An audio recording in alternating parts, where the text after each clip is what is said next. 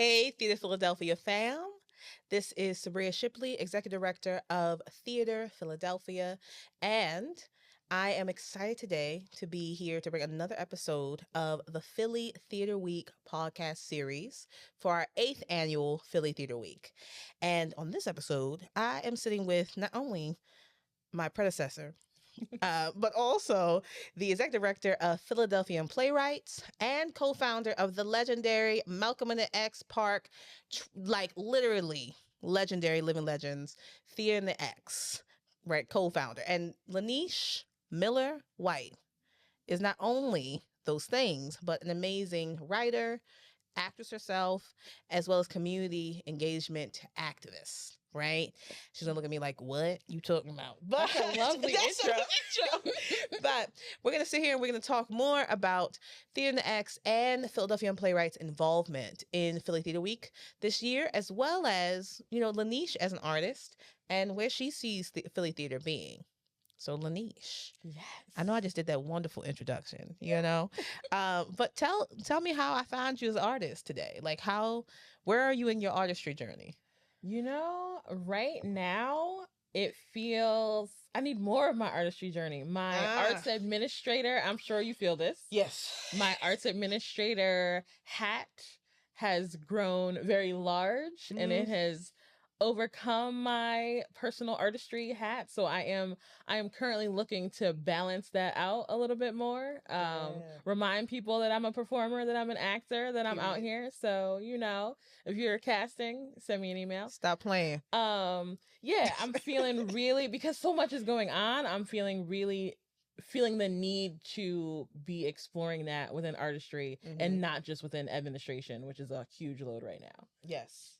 I hear that. A lot of art administrators really get into this like mode where we're like, I have to do everything to make sure the art runs. And then you're like, but am I still an artist? Exactly. I know I am. You are still an artist. Right? You are still an artist. And that's great. I wonder when it became that way. Like it's impossible to be a good art administrator if you have not done the work to like tell your own story. Sometimes it's like I become a better art administrator because I'm able to tap into these different fields of how to make art. Right. Or being the artist, and I can relate more when they come to me, or so how does that that notion, especially with being an art administrator and being one of, like I like to say, Philly's, core like art administrative makers, is there a pressure that you're like, hey, I released that, but I want more of this to come in? What is the artistry that you're looking to delve more into? Yeah, I'm really wanting to, I need to get back on stage. Period. I need to get back on stage. I feel such a pull to be able to not be myself, to be able to embody and tell stories more expansive than just mine. To interact in the way that rehearsal room interaction happens, to build something. It's like I'm always building, even through arts administration, building work and being a part of creating something that gets out to audiences. But the rehearsal room feel, the freedom of artistry and being able to collaborate with other artists to bring something out is I need that, because it's tough out here. It is tough. And you touched on something that I think we've touched on before in private conversations, not here in this podcast, but about the notion of when at art administration, yourself becomes the performer. Your own, your own being. And sometimes you're like, no. Don't get it twisted. Sometimes you want to play someone else because you want to be someone else that's not in your email or people thinking they know you. I think our administration, a lot of times, especially when you are, let's be honest, one of few woman of color in leadership position in arts, you're like, sometimes I would like y'all to think y'all know me less than y'all do. Amen. You're like, you don't know me like that.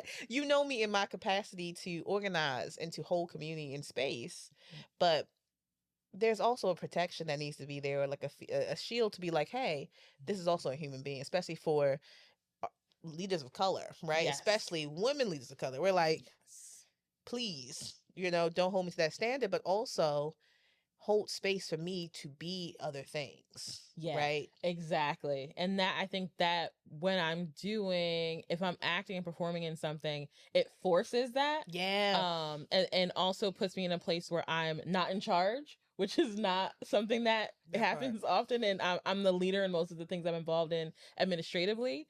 And so even when I'm in theater and the act shows, like there is a boundary from the director's perspective. If it's like, Laneshe's being an actor in this, so let Laneshe be an actor, and we'll do administrative stuff later. Yes. And so the freedom to not be in charge is also fantastic when being a performer, for sure. Crave it. Yes. Listen, I was gonna say, are you the eldest daughter? You're like, I am. I'm also an eldest daughter. Why do we do this to us? It's some is self-imposed for sure. We do. We go, oh, I can fix that. I can do that. Yep. What you mean? I can run the whole company. I got you. And we be like, and then some people, luckily we have people in our lives who also be like, that's a lie. You said that? You said that? Why you say that? You need that. You're like, you need that. From the time I was a little child, I've been expected to catch the ball. Yep. And I'm going to do it. But still, sometimes you want that break. I love that. So shifting gears to talk more about, this art administration, you are running 2 companies right now. Yes. Like, you know what I'm saying? 2. I'm barely holding on 1. But you are operating and doing operations for 2 with Philadelphia Young Playwrights as well as Theater X. Can you talk about a bit of that balance, right? Especially in the theater community, the Philly theater community, where we're no strangers to Philly. We're gonna get it done either way. You know what I'm saying? We're gonna balance it. We might have 109 collectives happen at the same time, right? Can you talk about that, like the spirit of that, the community that calls into you, being able to be at the helm of these 2, principal organizations for Philly culture? It works out well because I think there's similarities and there's differences. Yeah. So the 2 different audience groups are both needed and separate. I've got, artists of color on one hand, and then I've got youth on the other hand. Yeah. And so both of those, there's difference in those 2 audience groups, but there's a lot of overlap for sure. They both companies have, a show in Philly Theater Week, and, both companies are going to be part of the Playpen Conference. So there is there's both of those, but I think being able to be providing access for both of those groups, like making sure that Black theater artists in Philadelphia are having opportunities, making sure that Black audiences in Philadelphia are having something for them, in addition to giving youth a voice and making sure that we are building up the next generation of theater makers and goers. Like both of those are under supported communities within within the city, within things. So it's similar in that it's 2 needed audiences that need that support, and then different in the 2 different audience groups. Yeah. I think we both share a love for the next generation and making sure they have access to theater, and to the art in period, right?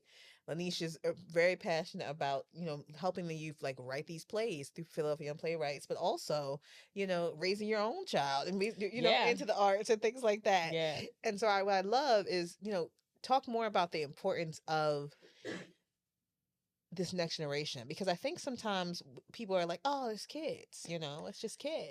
Yeah. And you'd be like, this is why some of the people that are now adults are not showing up the way they need to show up in space. Absolutely. In a number of ways. One, we cannot talk about dwindling arts audiences without calling to attention that theater was taken out of schools. And we are directly seeing the result of that. We are now seeing a group of adults with no affinity for theater, no affinity for the arts, because they didn't have that touch point in school. Because they started taking arts out of schools. And so how can we expect someone to just know that theater can be for them?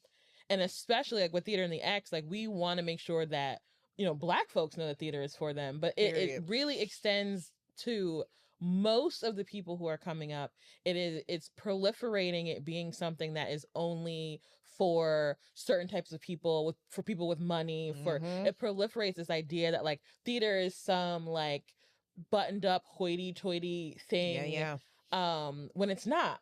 But people haven't been introduced to theater anymore because the theater classes are out of school. The field trips to theaters are no longer happening.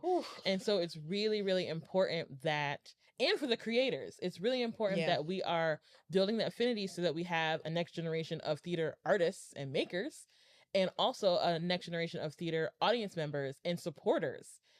We are like, every conversation that we're all having about how tough it is in the arts and ticket sales are down, all of these things, like, please remember and consider that the affinity loop has been broken. Come on. Taking theater out of schools has produced this group of audience members who we would have imagined to be going to theater, who don't think it's for them, don't know what's happening. And I was telling this to some people recently, like, I'm generally like Ubering when I'm going to shows. Yeah. And so often the Uber driver will be like, oh, where are you going? Or whatever. So I'm always like, like I'm going to do this theater show. Like, do you go to theater? And most often the answer is no. And I had the real thing where I was like, okay, we are so ingrained in it that we think that it's more expansive than it is. I had an Uber driver who picked me up from the Wilma and asked me what that was. We're talking about Tony Award winning Wilma Theater in the heart of Center City.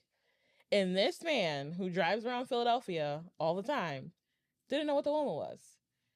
And I think we believe that the knowledge of us is more expansive than it is. Like, we've got to start with knowledge, and we've got to start with affinity. We have to also start with intention, right? Yes, this notion of, because the way that I'm like trying to advocate for this notion of like, you can't just assume that PR or news or whatever or press is going to be the solving situation to reach the audiences.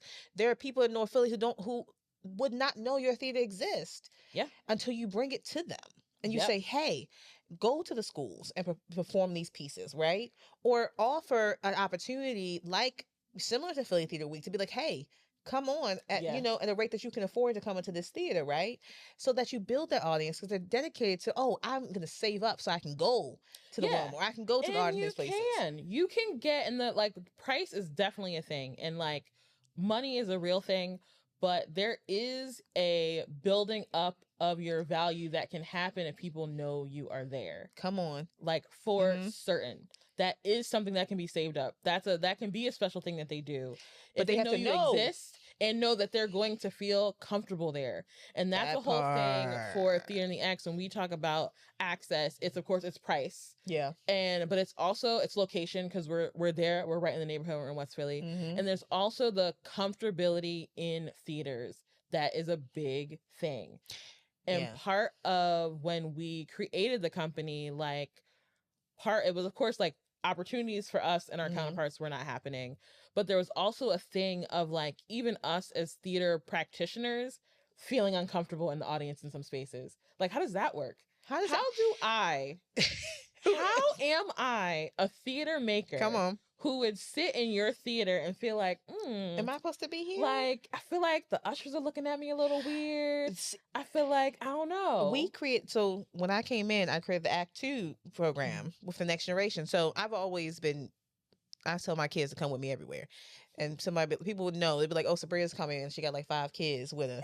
And they're going to be sitting there. And I'm like, yeah, because they deserve access. But with Act 2, we started being like, what do these kids feel? Right? These Black and brown and LGBTQIA youth. How are they feeling when they step into the space? And we did stir up some feathers, because some people were like, why does your kids feel this way about coming to this theater? And I'm like, well, I let them have their honest opinion, because sometimes we expect community to come to us, and that's how community engagement works. So that's not how community engagement works. And you know this from Theater in the X. It's like, no, you have to go to the community. Right? Ask them what they need. Ask them what they want to see. And that's how community engagement works. That's actual engagement. That's actual engagement. They're like, people are like, that's intentionality, right? Because I think we assume, and I talked about this with the previous episode, where we assume that proximity means community.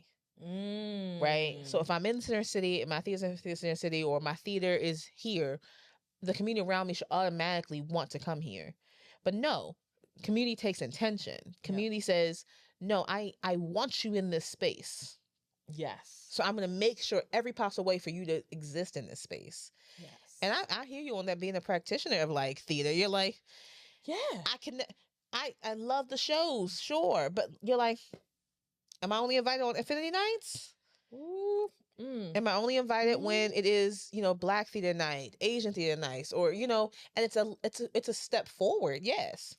But it's also like, no, I want to feel invited to bring a whole group of people here and know that we'll be met in our needs. Right. And I think the conversation also leans to like a lot when it comes to ticket sales and things like that. And it's a reality there, ticket subscribers are going down. The subscriber base that we're used to is going down.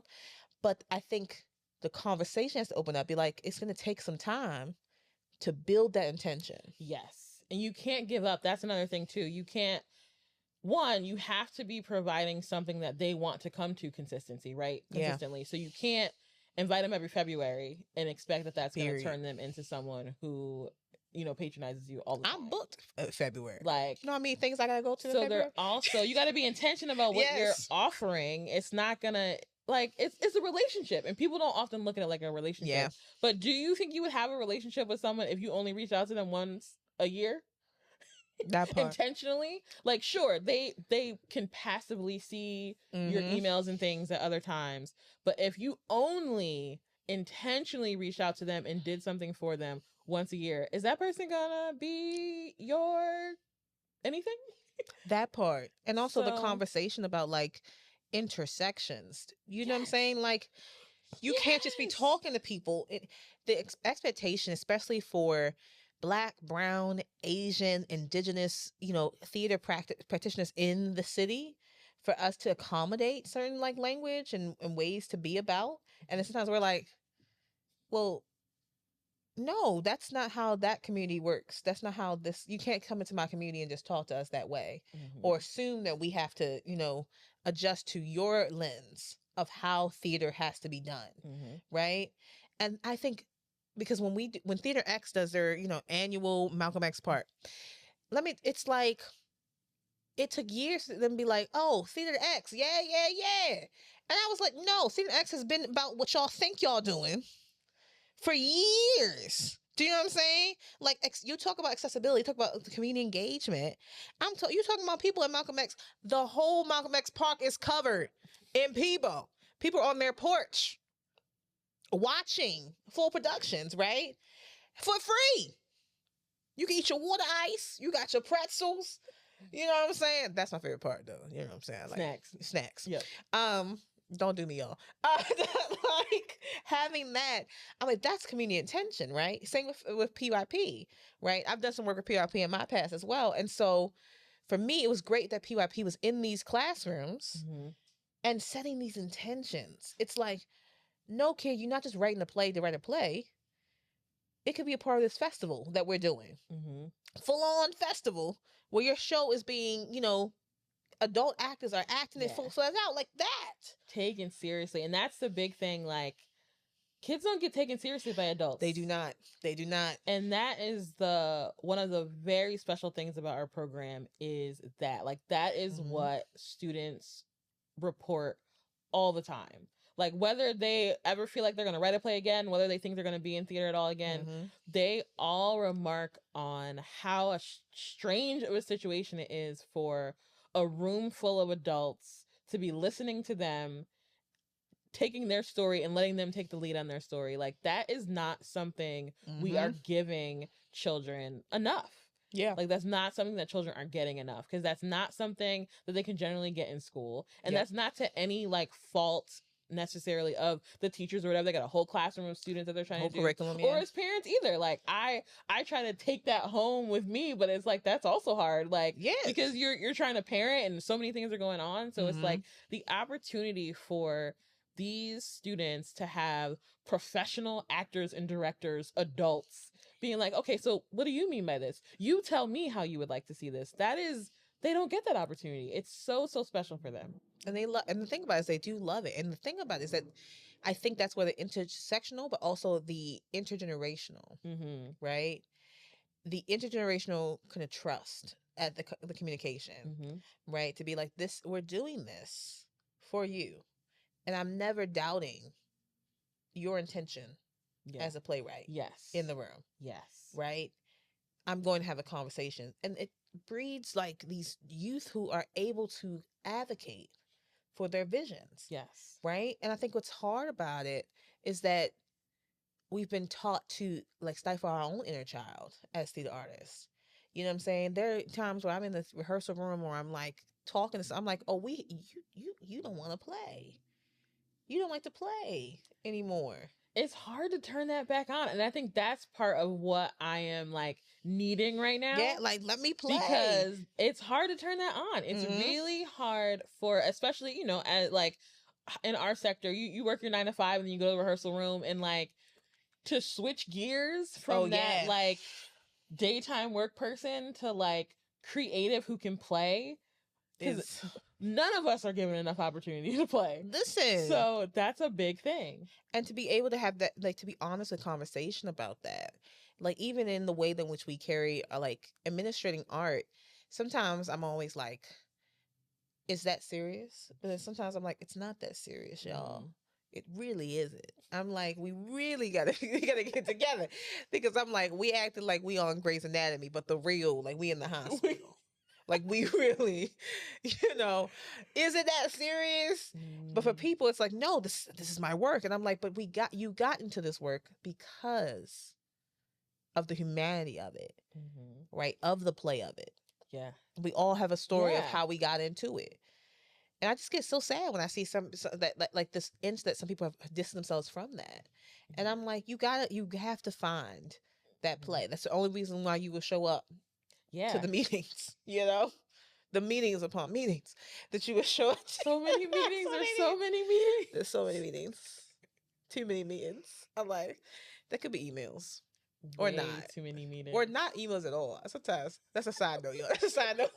That's a side I'm note. with you though. You know? It's like way too many meetings, way too many. But we want to, it's like you want to be like, let's be open to the play. And sometimes theater, I feel like, especially with the two audiences that you're serving, right? Or the demographics, is we don't take them seriously. And then we also have this notion of we only clap for them when we believe in it's performative enough for the radicalism that we want. For the revolution that we want. When in reality, the revolution is not televised, but also the revolution is going to take disarming some of the systems, some of the code switches, some of the things that happen in the room. And that's hard. Yeah. That conversation to be like, right now, there's a blockage because we're not open to the fact that there's isms in the room at the table when we're trying to bring new art to your theater. And it's not the type of Black that you want. It's not the type of young artist that you want. Absolutely. You know what I'm saying? And you're like, but you want it, don't you? But you want it to be your choice. When in reality, we need more space to just allow. That's the thing. Multiple perspectives, yeah. Because you gotta let whatever that voice is. You're so right. It's like it might not be the youth story that you want to be told. It's the youth story that the youth wanted to tell. And that's another thing that I really, really love about Philly Young Playwrights is like we don't censor our playwrights. Yeah. So they don't. You are going to get everything from Dogs in Space to heartfelt teen pregnancy stories. Yeah. So I've been in some PYP plays. Yeah. So it's like you have to be open to all of that. You gotta be open to all the facets, and that's a real thing, not just like the particular Black stories you want and the particular youth stories you want. That part. And then be open to like producing that to the fullest. Yeah. To the fullest, you hear me? If you're gonna do it, you gotta do it. You gotta do it. You gotta go in. Because kids will be like, oh, that's not what I said. That's not what I wrote. Mm-hmm. Don't change my dog into a human. What do you mean? I said a galaxy. I didn't say nothing about no West Philly. You know what I'm saying? Mm-hmm. Mm-hmm. And you gotta be like, okay, yeah, I hear it. I've read some plays with kids. I just be like, y'all really want to do this? This is what y'all want to do? Okay. Can we? No, Sabrina. Okay, cool. That's fine. We don't gotta do that. We don't have to. But I think what's really open to it is like having adults who understand the give and take of leading youth, right? But also realizing that the youth sometimes don't need us to lead them. That too. They just need us to be there in the functionality of what they're doing. Yep. And to be like, safely, you can do this safely. You know what I'm saying? Or we have a little adult lens. Like, I'm gonna add a little adult lens to this. And sometimes sometimes they need to remind us and check us to be like, I don't gotta be realistic. Yeah, how about Stop that? trying to make my stuff realistic. How about that? Have you had like a good play that you read recently by a youth that you're like, this is wild. This is some wild stuff. Absolutely. I mean, there are, so the one that we're doing in Philly Theater Week is called SaturPlay. So those are always plays by elementary school students. Oh, Lord. So all of them the babies are full of fantasticness. Lots of fantasy. They love a good fantasy. Little talking princess. Machines. One, I'm pretty sure, is entirely animals. And checks. that is, but as playwrights, let alone youth playwrights, that's something that we teach our playwrights, and that you see in other play development organizations, not as much as like producing organizations.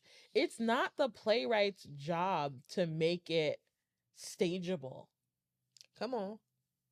The playwright is writing and telling the story. And the director is going to figure out how to make that happen. But we don't try to be like, how you can't really write about a talking ice cream machine because like that's not possible. Like, no, write about the talking ice cream machine. A director will figure out how to make a talking ice cream machine, and whoever's producing it will have to support the director in making a talking ice cream machine. Yeah, there's some adult playwrights who write like that. You be like, man, I gotta make somebody teleport on stage. Why would you write that? But you can't say it to the playwright. You'd be like, I'm like, okay, so teleporting. And you know what? And then everyone gets to have a better time though. That part. Now the lighting and the set and the director and the actors, they're like, how are we gonna come together and figure out this teleporting? And why not? And why do we have to be so real? The clarification on that. We're saying this. We're also saying you have to have the resources, the support to collaborate on that. Very true. Because you can't be the director, be like, I'm going to make an ice cream machine. But there is no lighting design comes in last day of tech.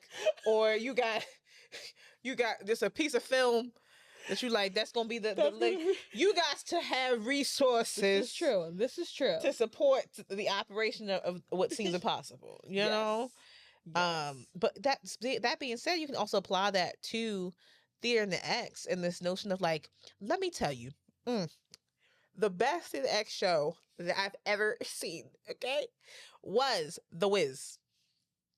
That year, baby, usually you get to, theater X shows, you'd be like, okay, I'm just gonna find my spot. It's all right. Pull up a seat, I'm gonna be over there in the porch or whatever. The Wiz, it was the park was squared out. You was like, how I'm supposed to see this? And don't let it rain. I went on a rain performance day. Oh, that was a tough one. Baby, the way we squeezed all of ourselves in the middle of August into this church, but we was dead serious. It was not, and this is the thing about the X shows. Like, you got the kids being serious, like, oh, it's the Wiz, da, da, da. But the parents, I mean, even the adults just single adults walking around. Was like, yo, I'm getting my seat. I'm getting my seat. It was, oof. But it was the most magical experience, from the animations to the way the puppets was moving. It was everything. And it was like, but Theater X, even at that time, was working on an interesting budget to bring them things together. That whiz head was cardboard. It was cardboard. It but was. You know it was what? a nice whiz head, though. It worked. It was a lovely whiz head. It's still in the storage unit, but it was cardboard, and we made it work. That, let me tell you, that thing had us in a chokehold. We was like, the whiz. And then to see this past year with, you know what I'm saying, One Monkey Don't Stop No Show, I'm talking full on. I said, this is the first year I've seen like a full on stage. Now, I'm not talking about, they usually got a stage, but this was. It was a stage. There was multiple rooms, y'all, on the stage. We had lighting going. We had cameras going. I was like, now this was what I'm talking about. It's like that Jill Scott, when Jill Scott came from Aretha Franklin's funeral. It's like, this is what I'm talking about. We saw all the Cadillacs lined up. I was sitting there like, yo, this is what I'm talking about. Full on productions. Yeah. And that's interesting because that is where my arts administrator and my artist hats start to collide, right? Yeah. When Miss Maureen told me the size of a stage she wanted and what she wanted in the scale of that staging and the, I forget the name of the things on the side and like the whole thing. And my arts administrator hat was like, that's a lot. That's a big stage. That's a lot. Y'all say, hold up. Okay. Of course, my artistic hat is like, yeah, let's make a splash. Let's make it big. It was beautiful. So it definitely it was a give and take on both sides of me, but it was beautiful. It was wonderful. So community filled. That's the part of it. It's like theater always is community filled. Like it takes multiple tudes to like put together. But when you are coming from a background of serving these demographics and also these like underserved access to theater, you working with minimum budget to make these dreams happen. And we talked about this, before in like an earlier episode where we talked about like how the smaller collectives of people, the individual performers, the small collectives of like theaters, they gonna get it done. Either way for their communities. Right. Like Theater X and Power Street are some of my favorite theater companies who you can watch the trajectory of service to community, of like grinding so that community gets what they deserve. Right. And that is no feat. That's no small feat. You know what I'm saying? But it's also a testament to the example to the future of not having subscribers is in front of us, has always been there. Right? Has always been, and it's been led by communities of color saying to you, this is what we need to do. So real. Which is crazy. So real. Right? No, truly. And that wasn't necessarily on our radar as we're doing it. It's just how we do it. That's how we do things. That's how we started and how we're doing things. In our 10th year, WHYY did an article and the title of it was like, is Theater in the X the future of American theater? I was like, pardon? Yeah. Pardon me? But you're right. It's changing the structure of audience engagement, ticket sales, theater. It is changing in a way that is going to force people to make pivots to being more community engaged and more community conscious. Yeah. Because we all know, we've been saying for years, like the subscriber model is not working anymore. Yeah. And so the effort and the money and the marketing and the outreach has to be going towards engagement. Because this is the thing, you can't market something to someone like with zero interest or affinity. Like, there's the engagement part first, and then you can market to them. Come on. You've got to plant the seed so that your marketing will hit them, or it's just going by. And the thing about it is that it takes recognizing that the pivot takes work. The pivot takes uncomfortability. the pivot takes releasing of resources and adjusting. I like to say, like, when we think of like being our administrators, we both come from backgrounds and community in our own personal lives. Yeah. That rely, this is how I approach community engagement. This is how I approach it, right?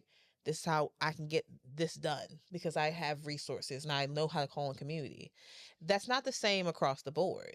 No. And sometimes you have to be like, no, listen to me. I'm telling you that we have resources. We're going to get the show up. Yeah. Whether you like it, like it's going up. We're always going to do it. It's going to be done. And that is a thing where people are now questioning, you know, what will happen without this funding or that funding. And, you know, well, the arts are never going to die. That part. And theater is never going to die. And we saw that in COVID. Like we saw what happened where the world was flipped upside down. The resources were changed. The world was literally different. And the first thing we were all doing was doing Zoom shows. We on Facebook Live shows. People like we needed to do that. And we did it and we executed it. And I really like, I will always remember the entities that stepped up during that time to continue to do work and the entities that buried themselves underground until it was over. Yeah. Because those of us that were out there both artistically doing things and administratively like meeting every week trying to figure all of this stuff out together, like it was important and it was needed, and we're never killing theater. Like it's not going to happen. You can't. No, because we're going to do what we need to do. But it's also like theater and the X is nothing new.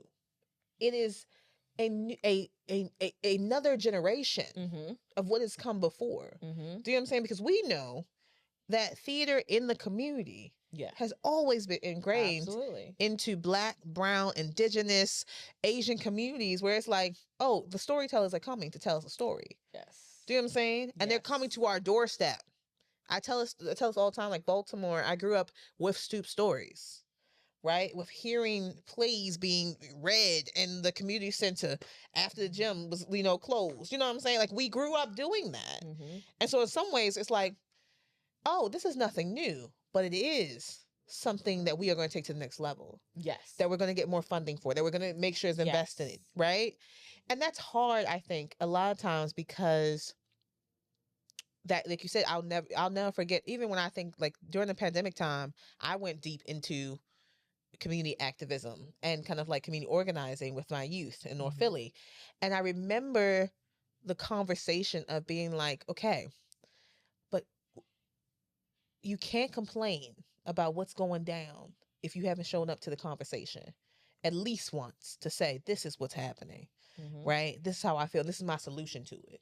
And if you're not being honest about what you want to hear and what you don't want to hear.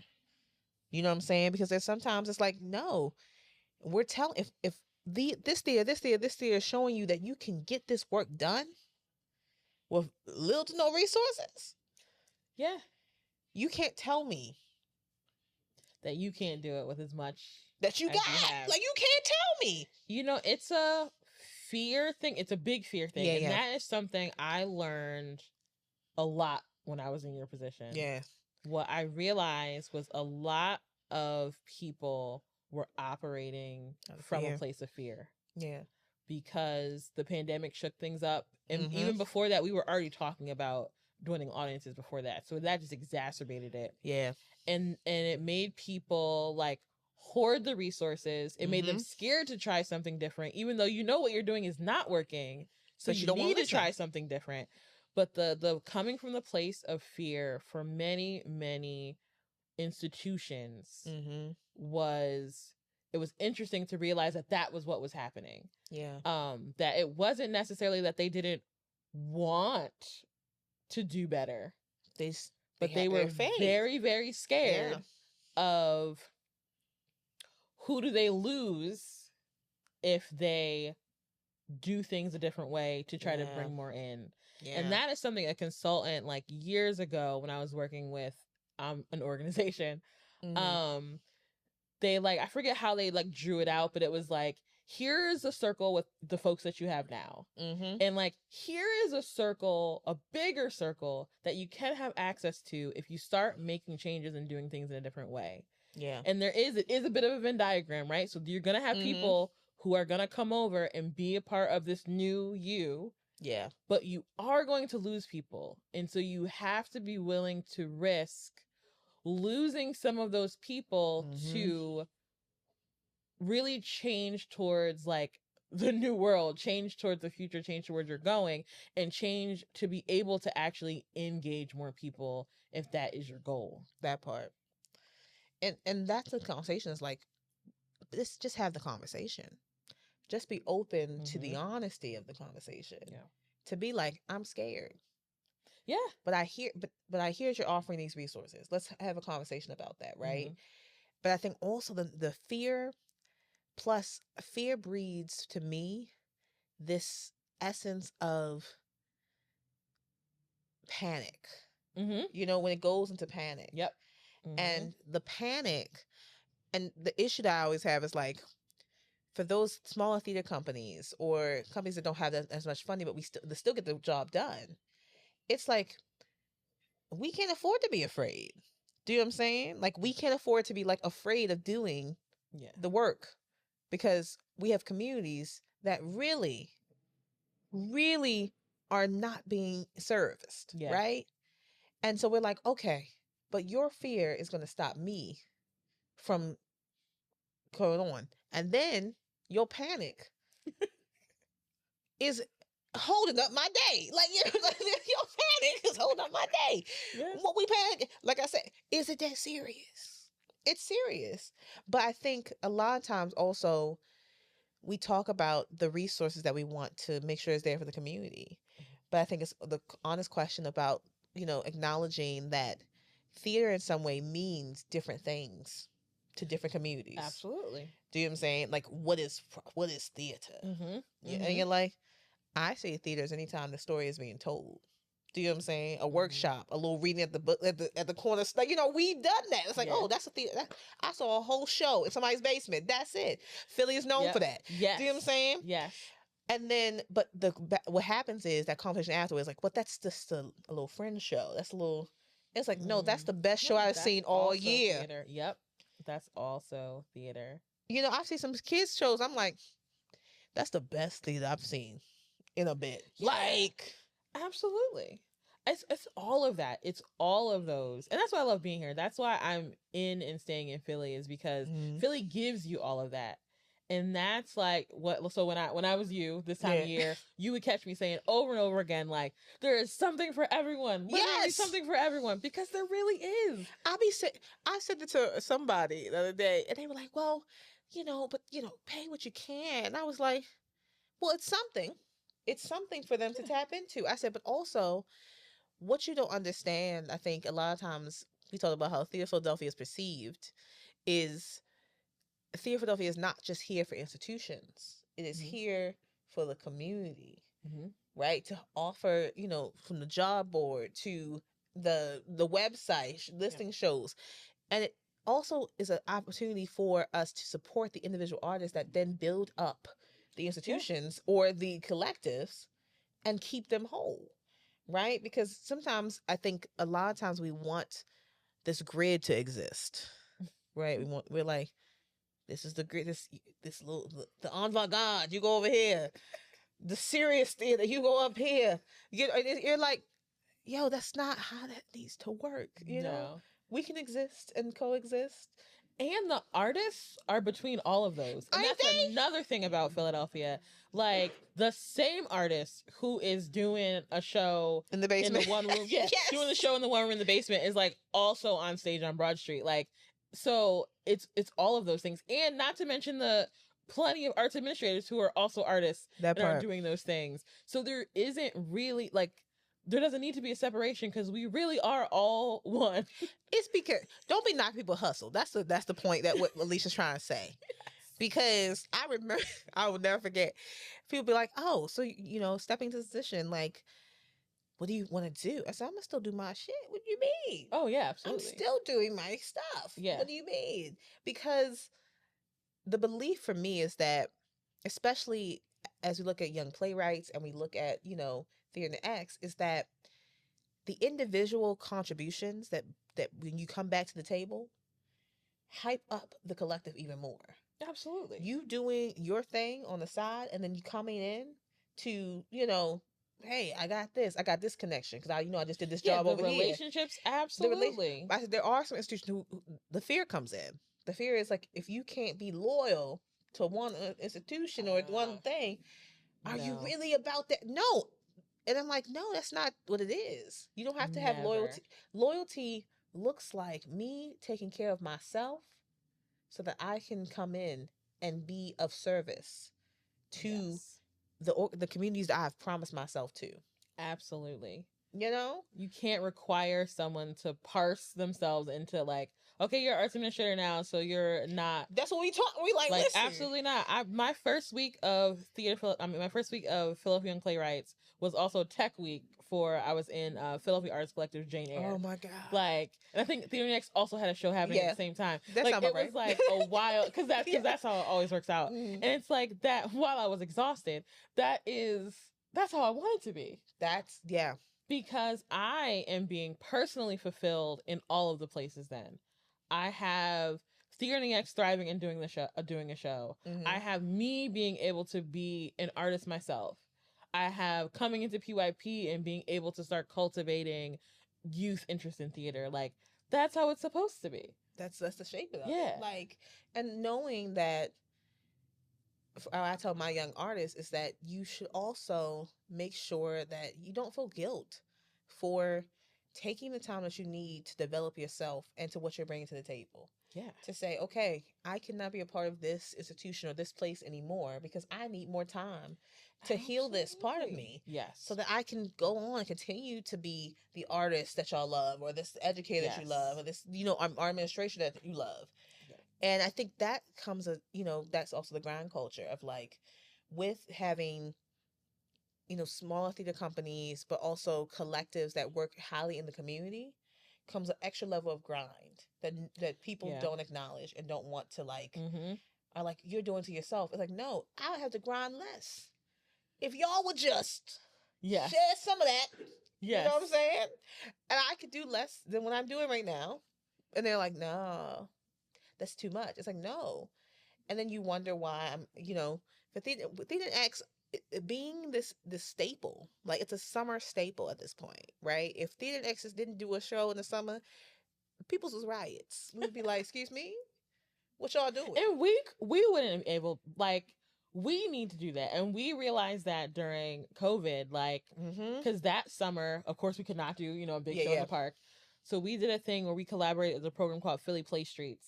So their main thing, they give lunches to kids during summer, and they do like bring activity, hula hoops and things to the blacks. I've been an artist with them. So we had like 7 blocks throughout the summer that we like just popped up on and did a little, like, we had a storybook, and we basically like acted out that storybook. So it was like only one person, only I talked. I had a little microphone, like hip speaker or whatever. We love a good mic. And we were because still we didn't know if you could even be outside without a mask and talk at that point. So no one was talking. I was the only one talking. I was way over on the side with a mask on, and people were like acting out. But we needed that. Like, I don't know what I would have done with that like COVID summer without us doing something together, because we had been doing this thing together in the summer for all of these years. It was like, we needed that.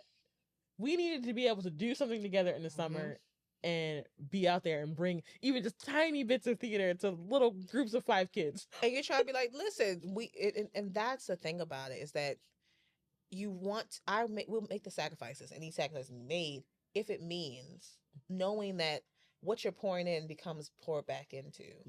Right. And I think that's the main thing that a lot of times you try to get across to a lot of theaters who are like, how do I engage community more? You're like, you have to be willing to pour out of your cup. That's a thing. And trust. They ask us all the time, and it's not a quantifiable thing that I can give them to replicate. And that is I'm like, there's something in the magic of us being out there. That is the thing. Like that is being out there is part of how it works. Like, it's not just the flyering. Like, the flyering is a part of it, but it's also our presence in the community. Yeah. And I think, it's because I feel like we live in late stage capitalism, but we live in a thing of like proof. Give me proof that this is working. Give me all all of the quantitative data you got to prove that this is happening. And you're like, okay. Like, listen, all I got is a picture of a park full of happy people. That's all I got. That's what I can give you. And that really, and trying to, because I'm doing grant writing and stuff, like trying to put that into those kind of terms is hard. Yeah. Because really, what I have for you is a picture of a park full of happy Black people watching theater. Like, that's what I got. Because that's the thing. However, I can try to synthesize that into something quantitative for you. I can give you some numbers and things, but you got to look at their faces, because that's the thing. And they're like, that's what it is. Like, what? I'm confused. That's it? Yes, that's all I got. Because that's what I want to do. That's what I want to do. That is my goal. That's why. No, I'll never forget. CJ was like, you really came up in here and you just started having conversations. Theater Philadelphia has never talked so much. I said, you're rude, CJ. Love. Shout out to CJ, Director of Operations. Absolutely. At Theater Philadelphia. But CJ was like, I love it though. It's like conversations. It's like hearing the whiz is gone. You know what I'm saying? It's like, oh, what is the conversation that you want to have with this community? These people who are shaping our everyday in Philadelphia theater. Unboxing the legends, unboxing all these people to be like, this is what is making us, so that we can know who's at the table. Yeah. What's happening. So I think that's one of the things that I look for in this final question. It's just really like, I say final, it's not really a final question. Because we end up start talking more. But what is your hope for the future of Philly theater? And hope can be, as broad or specific as you want. Yeah. I think my hope is a sustainability that releases the creators from as much toughness as we have. Like we said, we're going to do this thing. Yeah. We're going to do this thing. And what I want is for us to be able to do this with less personal detriment. With less stretching of ourselves because of lack of resources. Like, I want a sustainability for the people that are doing this, both artists, arts administrators, like all of the people that come together to make Philly the best arts and culture and the best theater city. All the people that are doing that, I want them to be able to do that in a space with like more joy and more space and less personal anguish to make it happen. Because we're going to do it. We are compelled to do this. And so I want to see us being able to do it and be happier and be more joyful. That's my hope. But that's a community-centered hope. Yeah. Do you know what I'm saying? I want the people taken care of. The people have to be taken care of. And I think that moves away from the sacrifice culture that we put into this theater community now. It's like, we're going to get it done, but we got it done and we lost this person. We got it done and this person has moved away from Philly forever. Yeah. Because we've burnt them out, or we've put them to the edge. Exactly. And how do we, I think when you are community centered, there's a way that you also, it pains you, because it's like, no, we shouldn't have to lose anyone. No one should have to walk away from our community because we're not willing to have the conversations, or we're not willing to, not put them through the ringer in the grind culture. Yep. And I think that's hard to communicate, because I think, we live in a culture at large who, the saying of, why do we only gather at funerals? Do you know what I'm saying?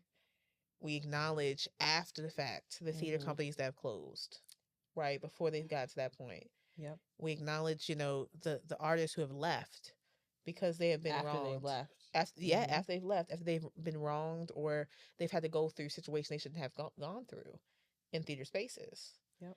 And it's sad because what it does is, what does it teach the birth of our next generation of how they come into space? Yes. Right. We don't want. I would be so disheartened to see some of the fellows we have at Theater Philadelphia, or the youth that we're taking to see shows, go into spaces and then decide, I don't want to do theater. You know, I want to leave, or I don't want to do that.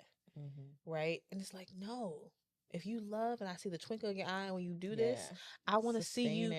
I want to see you at 50, 60 years old, still out there, like, doing something to contribute to the Philadelphia theater community. Right. Even though that's not, I'll be dead by then, but that's, by my time my kids get 50, I better be somebody's nursing home. Not necessarily. But like, you want that for them, because like you said, the arts never die though. Like, these stories will never not be told. Never. We get better at telling them, and better at, like, how we tell them. But I agree, wanting a more sustainable, and more transparent. I think more transparency, to be like, hey, this is what's happening. Yeah. Right. And this is how this person is operating. This company is running on a staff of 2. This company done lost this, transparency. True. People really, transparency. The funniest thing I always say is when people look at Theater Philadelphia, they're like, I was like, yes, 2 of us. And they go, has it always been like that? And I say, 2 or 3. Yeah, the most it's ever been is 3. The most it's ever been is 3, and people are shocked by that. I'll be like, what y'all think? Yeah, I had Cheyenne Parks. Shout out to Cheyenne, who's in Much Do About Nothing at the Lantern. Cheyenne was like, burn for like graphic design or something. She came in, she's like, this your office? Where y'all sit? I said, it's me and CJ. What you talk about? There's no, What you talk about? All who? All who? Who you see? But I know whole theater companies, you know what I'm saying, producing these large. Absolutely. I'm like, there's only 2 of y'all. Mm-hmm. What y'all doing? Y'all good? Y'all need something? But the transparency also in, like, guidance, in mistakes, in failures, in gathering together. You know what I'm saying? Especially because we live in a world that is freaking crazy right now. Has always been crazy. But this, you know what I'm saying? It's hitting a little fan, I gotta get groceries, or I'm gonna go see a theater show. It's real. I'm gonna do both because I'm a theater person. So I'm gonna, I'm gonna make a way. I ain't gonna get those wings. That's one of my ticket. That's part of my ticket price to go see a show. But we do it because we're dedicated to the art of storytelling, and I love that for us. Absolutely. Now, I want to shout out that Philly Theater Week is a week that is dedicated to workshops, performances, readings, all kinds of things. Like Laneshe said, it's something for everybody. Right? And it's at pay what you can. Limited pay what you can. But if you go to phillytheaterweek.com, and that's theater with a TRE, not TER. Although there are some theaters that exist with a TER. Side note, Sabriaya. Anyway, make sure that you head over to phillytheaterweek.com and get your pay what you can tickets. You can also join us at the kickoff event, as well as come through and support Theater Philadelphia, Philadelphia Young Playwrights, Theater in the X. The list goes on of all the theater collectives and theater companies that make up Philly Theater Week. Thank you, Theater Philadelphia fam, and we out.